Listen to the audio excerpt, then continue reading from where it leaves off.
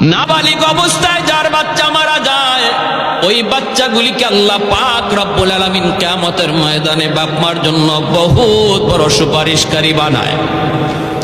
বাচ্চাগুলি আল্লাহর কাছে ডাক দেয়া কয়, মালিক, ও মালিক, তুমি আমারে দুনিয়াতে পাঠাইছো, পাঠানোর সময় আমার মা কত কষ্ট করছেন, জান বের হয়ে যায় অবস্থা। এরপরে আমি দুনিয়াতে আসলাম, এত কষ্ট আমি মাকে দিলাম, কিন্তু মার কোনো খেদমত আমি করতে পারলাম না, আমার মা ঋণ আমি শোধ করতে পারলাম না।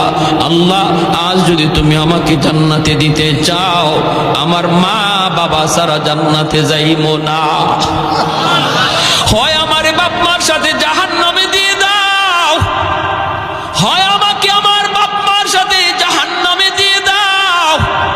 রব্বুল আলামিন তখন বলে, বান্দারে, আমি আল্লাহর আদত হচ্ছে জাহান্নামীকে জান্নাতে দেওয়া, কিন্তু